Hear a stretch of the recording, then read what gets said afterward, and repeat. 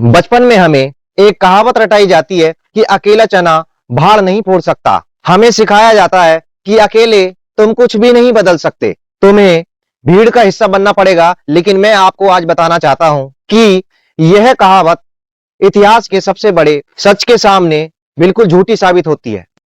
करीब 2500 साल पहले एक राजकुमार सारी सुख सुविधाएं छोड़कर अकेले निकला था। नाम था सिद्धार्थ। जब वो चले थे तब वो अकेले थे, लेकिन जब उनके विचारों ने जन्म लिया तो वो महात्मा बुद्ध बने।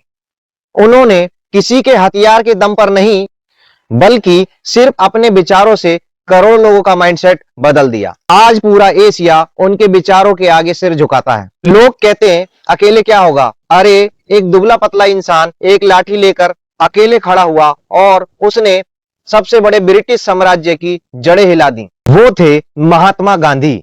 एक लड़का जिसे समाज ने अछूत कहकर क्लास के बाहर बिठाया, वो अपनी ज्ञान की ताकत पर अकेला खड़ा हुआ और इस देश का संविधान लिख दिया। करोड़ों शोषितों को उनका हक दिलाया। वो थे बाबा भीमराव अंबेडकर। भीड़ तो हमेशा पीछे आती है, आगे तो इंसान अकेला ही चलता है। नेताजी सुभाष चंद्र बोस ने जब कहा था तुम मुझे खून दो मैं तुम्हें आजादी दूंगा, तो वो अकेले थे, लेकिन उनके एक आह्वान पर पूरी आजाद हिंद फौज खड़ी हो गई।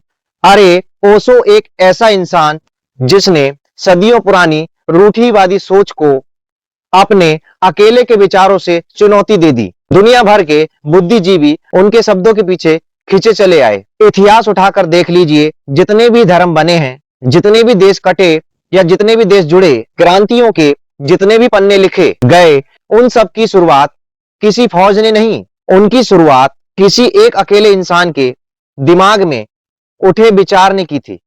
विचार में वो ताकत होती है जो रातों रात इंसानों का भूगोल और इतिहास दोनों बदल सकती है। इसलिए अगली बार अगर तुमसे कोई कहे कि अकेले तुम क्या कर लोगे, तो मुस्कुराकर कहिएगा कि इतिहास भीड़ ने नहीं, हमेशा किसी एक अकेले सिर्फ रे ने ही रचा है। भीड़ तो बस उस इतिहास को पढ़ने के लिए आती है। आपके पास अगर एक सही विचार है, एक मजबूत इरादा है, तो आप खुद में एक पूरी फौज हैं। उठिए, सोचिए और बदलिए, क्योंकि शुरुआत हमेशा अकेले ही होती है। आपकी सोच ही आपकी सबसे बड़ी ताकत है।